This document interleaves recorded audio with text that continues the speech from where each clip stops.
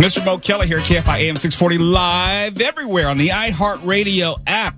And I'm so happy to be here tonight. I have to tell you, Waymo is back in the news. And did you know that Tawala Sharp, who is privately funded by Waymo, he receives checks every single month to be their mouthpiece? He didn't tell me that Waymo was back in the news. He is launching this campaign to make sure I don't say anything bad about the company. But, Mark, did you hear the story about how Waymo, the cars, would be parked in a lot at night and they would just be honking their horns? How does this benefit Tawala specifically, apart from an enlarged bank account? He's suppressing the negative news. That's his job. He is the mouthpiece for the company. They are trapped in a lot and they just honk all night long, disturbing the residents of San Francisco. There's obviously a ghosting machine. There is a problem with the technology and the software. They are dangerous. They need to be stopped. They can't even handle sitting in a lot by themselves. And Tawala buried the story because he's fake news. Can't be trusted, honestly. I didn't bury the story. Did you put it on the run for tonight? No, I didn't. Why? I didn't see it. Oh, you happened not to see it. No, I didn't think it was germane to the conversation. Got it. Selective amnesia. All right. We're also going to talk about the Intuit Dome, which is going to be opening later this week with Bruno Mars. It's in Inglewood, and of course, it's right down the street. I mean, like less than a block and a half from SoFi. So if you live in that area like I do, it's good news, it's bad news. It's nice that it's opening. It's nice that you're going to have another venue, but it's going to be bad news because it's going to be impossible to get with it. Well, get to it because think about it. Football season has already started. Preseason at least. So you have to deal with SoFi. You're going to have to deal with the Intuit Dome. You're going to have to deal with the Forum. You have to deal with the YouTube Theater, all within 1.5 miles of each other. That sounds like it's going to be great. And we're going to tell you about the best states for retirement. You live in California, most likely, unless you're listening on the iHeartRadio app in some other location. But where does California rank among the best states for retirement? Is it on the list? Well, we have that list for you. And we got some Star Wars news. Have you ever been, Mark Ronner, to see Captain EO back in the day? Did you ever get to see Captain EO with Michael Jackson? Not my jam, dude. It was one of my favorite attractions at Disneyland. Really? And back in the day, I'm talking about late 80s. I think they finally took it out in the late 90s. But late 80s, it had this fantastic soundtrack. And it was created by George Lucas. And in the intervening years, people have wondered if there's any connectivity between Captain EO and the larger Star Wars universe, because there were characters in Captain EO that were connected loosely, very loosely. And now it's official. Captain EO is Star Wars canon. Well, I guess if they'll have Jar Jar, they'll have anybody. This is very similar, actually. Captain EO was great, though. Yeah. Okay. It was 3D, the music, the magic. It was when Michael Jackson was hot. The only reason it didn't go further is because of Michael Jackson. Yeah. Well, you like what you like. Yeah, it was just one of those things where I think it came out at the wrong time because you didn't have a place for it other than, and we'll get into it later, there was no place for it other than Disneyland itself. It wasn't like he could live as a short somewhere else. And if you didn't see it at Disneyland, you never saw it. They didn't release the music until many years later. It had a great soundtrack. Another Part of Me, We're Here to Change the World. Yep. I mean, those are great songs, and they never saw the light of day until many years later. They were just missed opportunities. Oh, and one other thing, Mark Ronner. Yes. I have been having, once again, I go through periods of this, and I need you to psychoanalyze this. Impotence. No. Okay, I'll let you finish. Okay. I will literally. Oh, no. Here we go. No. I'll give him that one. I keep having this dream of not graduating. And it's always because of an English class. It's always English class. It's like I'm getting ready to graduate, and I think I'm going to graduate, and then the counselor pulls me in and says, no, you're not going to walk. You're not going to graduate. You still have to take this English class. And I'm thinking like, oh, yeah, it is on my schedule. But I never went to the class. And I just said, F it, I'm still going to graduate. And then he said, no, you still need those credits to graduate. It's a recurring dream. It happened twice in one night. 3 times in the past 2 days. Am I the teacher of the English class? Because you aren't in it, but I'm just saying. Did you know, Mo, that I taught at Purdue for a couple of years at freshman English? No, I did not. See, every time I talk to you, I learn about some other aspect of your hidden career. You were working for the CIA. Well, no. I went through processing for about nearly a year with them, but I didn't wind up taking the job. Sure, you did. That's what the CIA would say. What was you supposed to say? Yeah, I took the job. Well, who would say that? Okay, let's focus on your dream here, though. Okay, this is a common dream. People dream. They have nightmares that they haven't finished their coursework. Yes. I have the same dream, but I'm not the evil teacher in my dream. It's not an evil teacher. It's a feeling of embarrassment. Like everyone is coming to see me graduate, and I'm supposed to graduate. Then I have to tell my parents that I can't because I didn't finish this class, and it's too late. I don't know what it's supposed to mean, its significance, but it's a dream I've had for like 30 years. And each time I wake up, it's like, what are you talking about? You're not going back to school ever again. I've had that same dream. I think it's more common than a lot of people think. Like, you haven't done all your coursework. You got to meet with your advisor. Yes. And, oh, look, you blew off this science course or whatever. I think that's really common. And I don't know how much time you spend in college, but I think it's proportionate to that. Well, there are only 2 recurring dreams I have. It's that one, and the second one is literally the second, dropping a deuce in public. For some reason, I keep having this dream where I'm like, at a movie theater, at a mall. Oh, my God. On a street corner.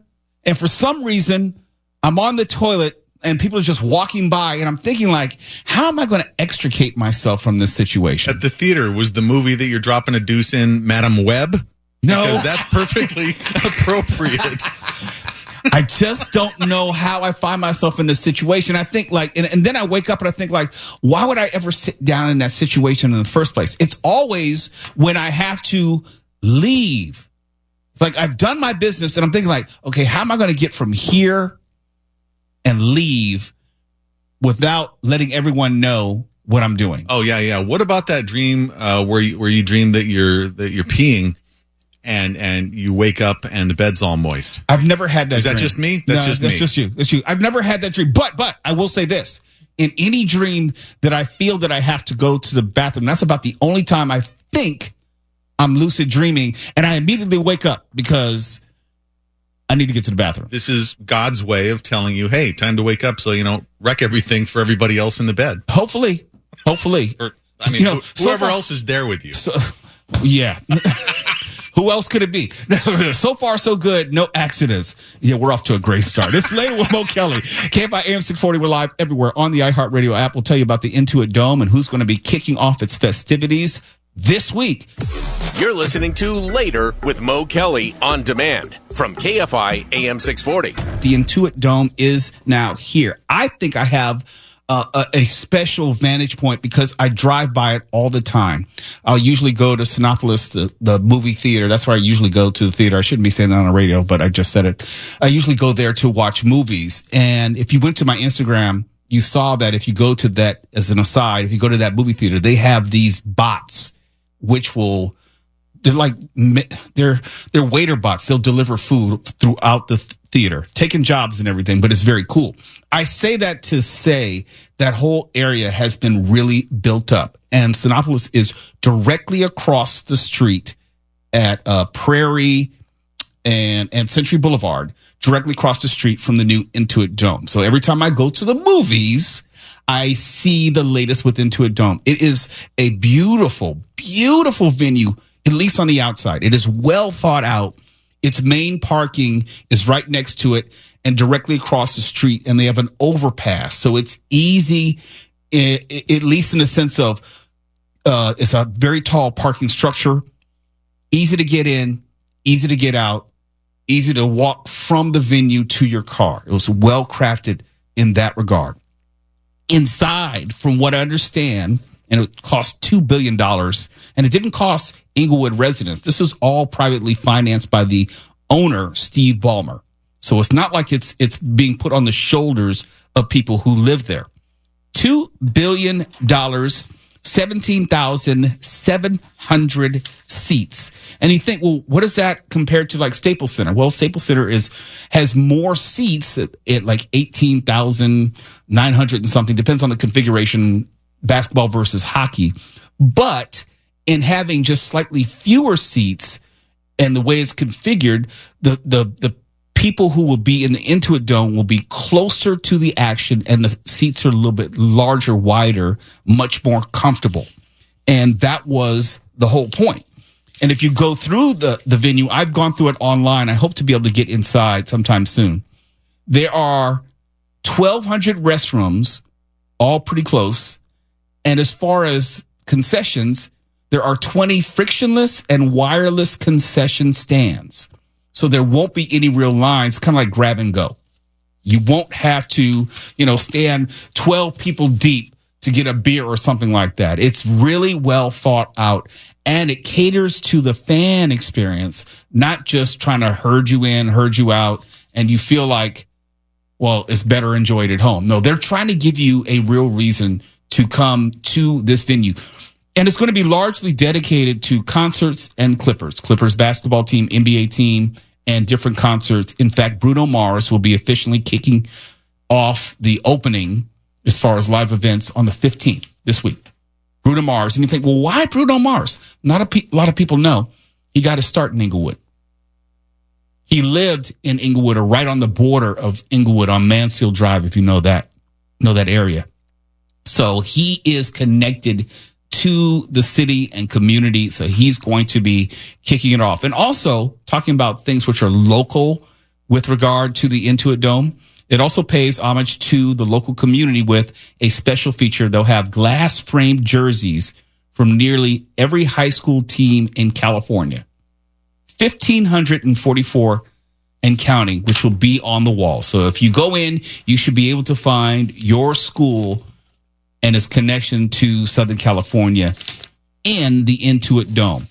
Well conceived. We talked about the halo ring. And if you've ever been to SoFi Stadium and seen that halo ring, it's much like that, where you will always feel connected to the action. You'll be able to see replays, different stats, keep up with your fantasy teams. They want to make it as comfortable as possible because, they're competing with the home experience of watching a game. And honestly, I like watching games at home. You have to give me a reason to get out. And for me, I think about parking, ease of getting in and getting out. SoFi is very difficult. If you want to park at SoFi Stadium, it's going to cost from anywhere from $75 to $90 just to park at SoFi. And if you're going to get an Uber, which I've done, my wife and I would take an Uber to SoFi. It's not that far from our house, but we take an Uber to SoFi, which is great getting in, but getting out, you have to walk like a half a mile to a mile to the nearest place that an Uber can get to you to pick you up and take you home. So you have to think about those things. And you don't realize that until you're in the situation. You think, well, it's easy to drop us off. It's probably easy to pick us up. Nope, not at all. And that speaks to the parking and also traffic issues on Century Boulevard, which goes right back to Intuit Dome. That's going to be difficult for people to deal with. Century Boulevard, on every Sunday between now and like December, there will be a football game at SoFi Stadium because it'll be the Rams or the Chargers. And then it is customary that the Clippers, when they're in town, will usually play a game on Sunday. So you would have SoFi and the Clippers playing a block away from each other, possibly at the same time, because Sunday games are usually afternoon. That is going to be a cluster truck. And that's saying nothing of if there's something going on at the YouTube Theater or the Kia Western Forum. I mean, the Century Boulevard is going to be horrible. But as far as the Intuit Dome itself, from what I've seen and heard, now, hey, we need to call like Don Martin, AM 570. Because, they have, they're the Clipper station, our partner station. So they probably have a suite there, or at least access, called Dave Weiss. At least access. Yeah. Maybe we should hang out there. Hey, Stephen, get Weiss on the phone so we can find out if we can go to the Intuit Dome sometime this week. No, but I'm actually looking forward to it. I don't know if I'll go all that often. One of my Lakers fan. And I'll go see the Lakers playing the Clippers. But I'm excited for the Intuit Dome. Inglewood, with the exception of the traffic, has really, really transformed itself into a destination. They've built up the hotels and the shopping around it, and it's made it a place to be. With the exception of when you had those outdoor festivals, those are some of the drawbacks. It's nice what they're doing, but I'm living almost too close to it, just about too close. Because whenever there's something going on up there, I can't go. I'm south of SoFi and Intuit, so I know on Sundays or most evenings I can't go north because you just can't get through that portion of the city. It's impossible because Century Boulevard is maybe 2 or 3 lanes. I think it's 3 lanes in both directions, but it's ill-suited for that much traffic, sports traffic.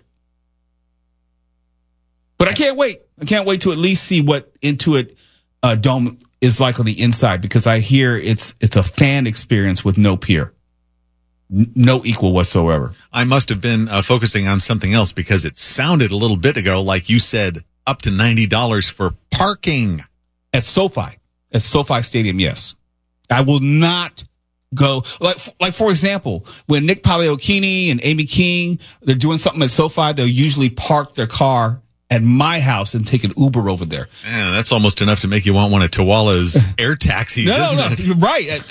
Even Shannon Farron, when she's sometimes going to games, she'll park her car at my house because the parking is ridiculous. Not only the cost, but just access. You would do better to be dropped off instead of trying to maneuver your car, unless you have premier parking or something like that. I have something even better. Tubi. Well, see, that's the thing. Going back to Intuit, no, that's the competition. You have to make sure that it's a reason for you to go see an event, a Bruno Mars or a Clippers game, as opposed to just staying home. It's later with Mo Kelly, KFI AM 640, live everywhere on the iHeartRadio app. And the Olympics talk is not over, because now it's officially on its way to L.A. We'll tell you what's coming up next for the 2028 L.A. Games. You're listening to Later with Mo Kelly on demand from KFI AM 640. Yes, the Paris Olympics are over, and some of us may be completely tired of the Olympics, but since they're coming here to L.A., you're not going to hear less about the Olympics. You're actually going to hear more and more. But there's some reasonable questions as far as what happens now. Is it full bore ahead? What is LA doing right now? Well, you probably saw that the Olympic flag is in LA City Hall, and it will stay there until the games begin in 2028. There's been some controversy about it being in City Hall as opposed to somewhere else in the city, but that's neither here nor there for me. And you may wonder, well, what about Olympic tickets? Not yet. Slow down. But you can sign up for updates on the LA28 website. If we use Paris as a guide, they started selling tickets about 18 months in advance. That means somewhere in 2027, you could probably start buying tickets. So it's only 2024, so slow down. We know that Mayor Bass has talked about this would be a transit only games, or no car Olympics, something like that. I don't know how in the hell that's supposed to happen. I don't know logistically whether that's a sound goal. Sounds more aspirational than anything. If they say that it's going to be a transit only games and you're going to have thousands of people coming to the city, I don't know if that's feasible. It just sounds like something that you say because it sounds good. But if people are actually going to give up their cars, now they could probably limit access to venues, because parking would just be crazy. We were talking about the Intuit Dome earlier. It's going to be crazy because every venue is going to have these same issues. You probably don't want to be in your car, but I don't know if the transit system as we see it. And remember, it's not just the subway. We're talking about buses. You couldn't pay me to get on a bus. In the summer? No way. No, sir. That's going back to what Mark Ronner said. Tubi is a better option. I'd rather stay home. Yeah, I think the Paris Metro might be a little safer than ours at this point, don't you? Okay, guys, okay. No. Look. It's more than that. It's not just about safety. Paris is only about 40, 50 square miles, where LA is about 500 square miles.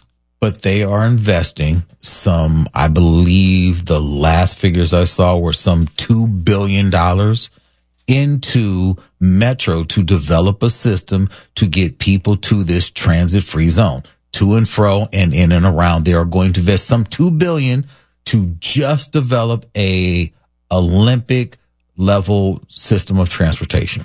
If we have some, like each city which hosts the Olympics, if the Olympics leaves us with something that we can use in perpetuity, that we get the benefit from, fine. But it doesn't always happen that way. You had the Olympics in Montreal. They had a stadium afterward that they couldn't use, and it just started sinking into the ground. You know, Atlanta did not do well after the Olympics. So if we get something out of this that makes LA better, in other words, a better transit system, then fine. I just don't know if there's enough evidence to support that will happen.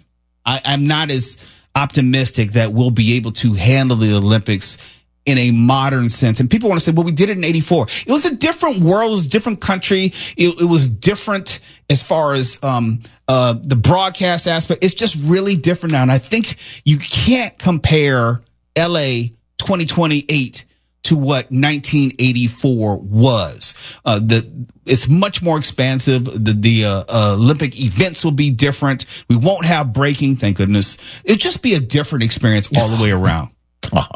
And did you see Ray Gunn? Yeah, it's really, Ray Gunn from Australia is really milking the moment, and she's going to turn into William Hung. She's going to take her bad moment at the Olympics and then monetize that to commercial deals and all sorts of appearances.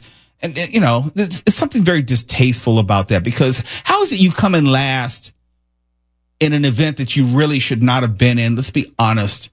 And then monetize it after the fact. Let people have their moment. What's William Hung ever done to you? Nothing. But at least I think William Hung realized that he couldn't sing. He bangs. In fact, he may. He does now. He bangs. He probably has some honeys now because, you know, he was on American Idol and got some endorsement deals. It turned out well for William Hung. I bet William Hung's got a villa even larger than yours at this point.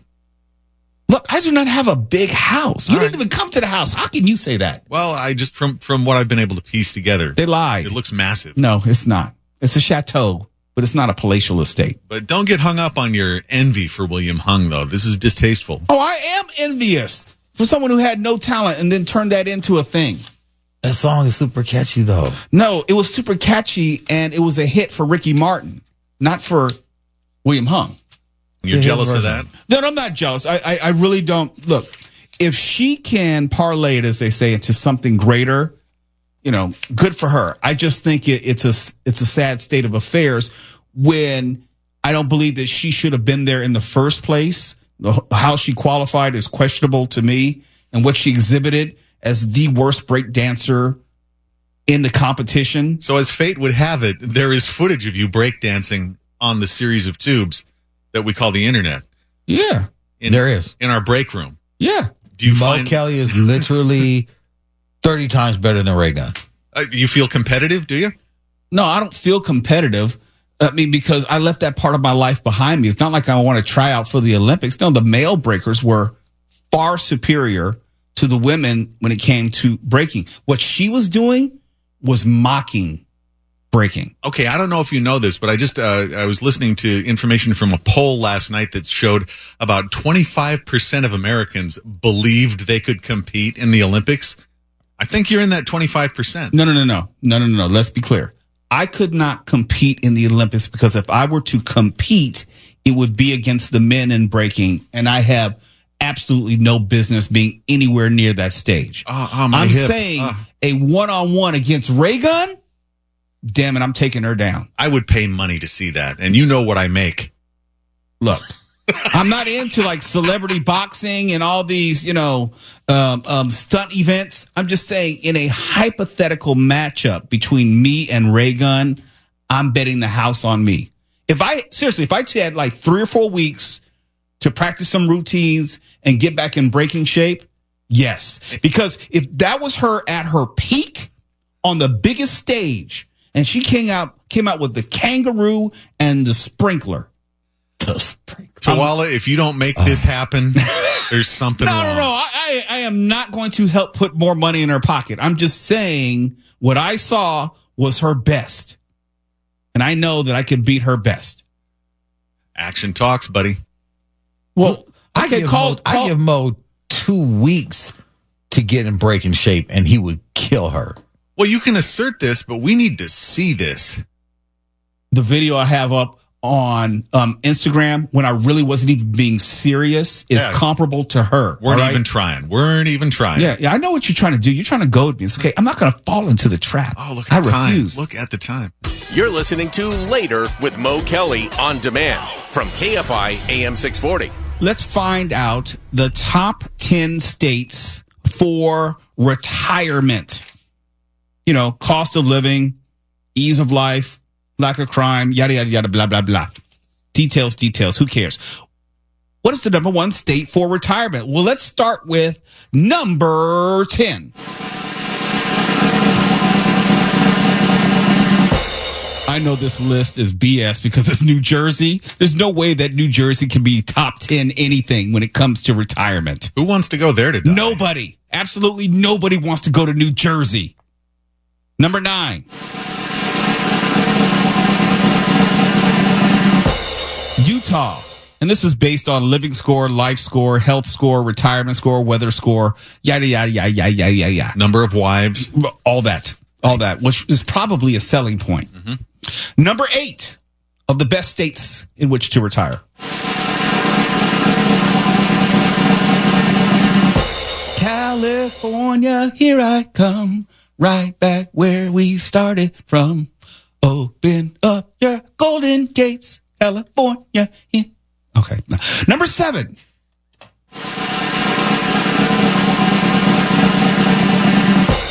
You've come a long way, baby, Virginia.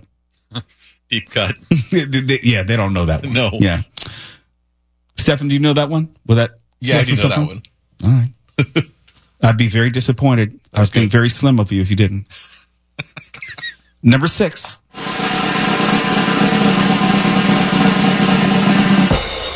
Minnesota. Ain't no way in hell anybody wants to retire in Minnesota. Horrible winters, humid summers. They seem to like their governor. Yeah, but it doesn't mean I want to retire and move there. Okay. Number 5.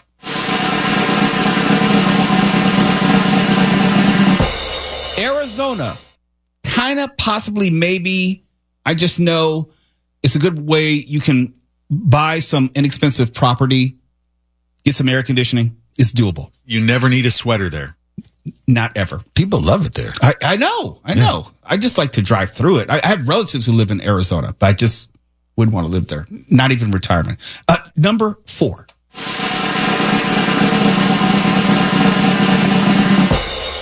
Nebraska? Retirement? No. Number 3.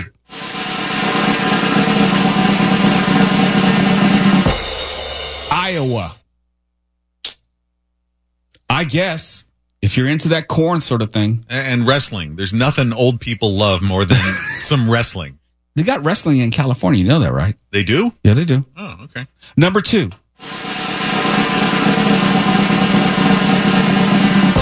You might as well just kill me because retiring to South Dakota is not the move. South Dakota. No one goes there. Is that where the Biker Olympics is? I think so. Yeah, Sturgis. Yeah, Sturgis. Yep. And coming in at number 1, the best place to retire in the continental United States, as in not Hawaii.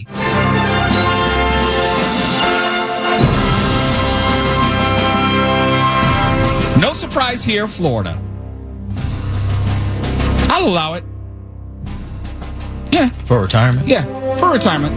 Yeah. It's not my thing, but I can see that. Cost of living, whatever. It's the law. You don't make the rules. Yeah, I can see that. Now, let's get to the other side real quick before we go to break. The 10 worst places to retire. And interestingly enough, just so you know, Hawaii came in at number 26. Just in case you were wondering where Hawaii was on it. And California was number 8. Number 40 is Oregon. 41 is Louisiana. And you'll start to see a trend here. 42, Tennessee. 43, Ohio. 44, Wyoming. 45, Oklahoma. 46, Montana. 47, actually, I'm surprised that it wasn't number 50 because there's nothing worse than Mississippi, I'm thinking. But it came in at number 47. It's not dead last this time. Number 48, Arkansas. I visited it a few times. I can't say that it would be worse than Mississippi. I don't see how it could be worse than Mississippi. That's where people go to die. Number 49, West Virginia. Sounds about right. Sounds about right. And coming in at number 50, no surprise whatsoever, Alaska. What? Would you want to retire in Alaska, have 6 months of light and 6 months of dark? If I were Dexter. Yeah. For serial killers, yes, absolutely. So there you go. Those are the best places to retire based on living score, life score, health score, retirement score, all that kind of stuff. Florida's number 1, and number 50 is Alaska. It's later with Mo Kelly. KFI AM 640. We're live everywhere in the iHeartRadio app. Life moves pretty fast. If you don't let KFI fill you in once in a while, you could miss it. KFI and KOST HD2. Los Angeles, Orange County. Live.